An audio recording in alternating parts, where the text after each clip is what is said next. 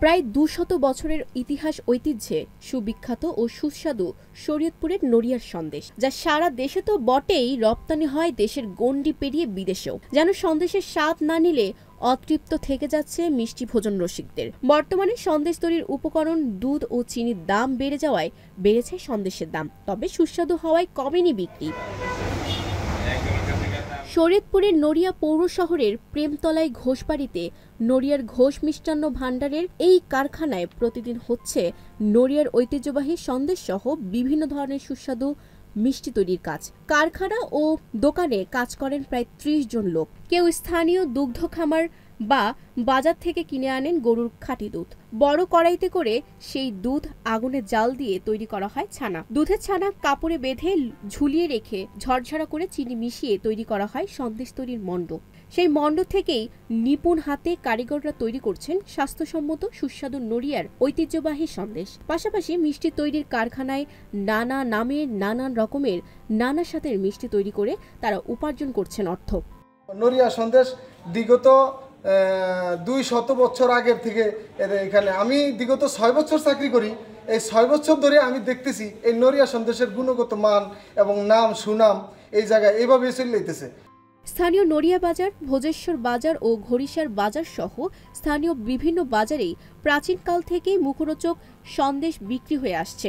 শরীয়তপুরবাসীর অতিথি আপ্যায়নের তালিকা থেকে বাদ পড়ে না অন্যান্য মিষ্টির পাশাপাশি নড়িয়ার ঐতিহ্যবাহী এই সন্দেশ। বন্ধু বান্ধবের আড্ডাও জমে সন্দেশের স্বাদ নিতে নিতে মিষ্টির দোকানে। নড়িয়া বাজারের সন্দেশ খুব ভালো, ঐতিহ্যবাহী সন্দেশ। আমার বাপ দাদার আমলের থেকেই সন্দেশ। আমাদের এলাকা কোনো মেহমান আসলে এরা তো মিষ্টি সন্দেশ নিয়ে আসে, কিন্তু এই আমাদের নড়িয়া বাজারের সন্দেশ দিয়ে এক আপ্যায়ন করি। নড়িয়ার সন্দেশের সুনাম দেশ জুড়ে ছড়িয়ে পড়ায় দেশের অন্যান্য জেলায় বসবাসকারী আত্মীয় স্বজনদের বায়না হয়ে উঠেছে এই নড়িয়ার সন্দেশ। তেমনিভাবে বিভিন্ন জেলা থেকেও ছুটে আসছেন সপরিবারে এই নড়িয়ার সন্দেশের স্বাদ নিতে। কিনে নিয়ে যাচ্ছেন কেজি কেজি সন্দেশ। কালকে অনুষ্ঠান ছিল ১২০০ লোকের। আমরা এখান থেকেই সবসময় সন্দেশ, দই, মিষ্টি এগুলি সবসময় নেওয়া হতো। এবং ঢাকা থেকে যখনই আসি বা বরিশাল থেকে যখনই এদিকে আসি তখনই আমাদের ভালো লাগে। এইখানে বসে আমরা একটা সন্দেশ না খেলে মনে যেন আমাদের অতৃপ্তি কি থেকে যায়। মানে নড়িয়া আসছি এই জন্য।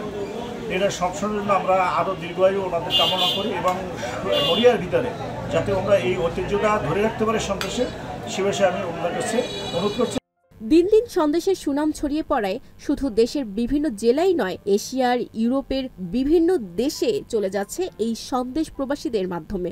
আধুনিক সকল মিষ্টির পাশাপাশি ২০০ বছর ধরেই নির্ভেজালভাবে সুনামের সহিত নড়িয়ার সন্দেশের ঐতিহ্য ধরে রেখেছেন কারখানার মালিক ও ব্যবসায়ীরা।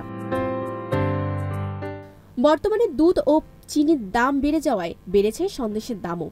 বর্তমানে স্থানীয় বাজারগুলোতে প্রতি কেজি নড়িয়ার সন্দেশ বিক্রি হয় ৭৫০ টাকায়।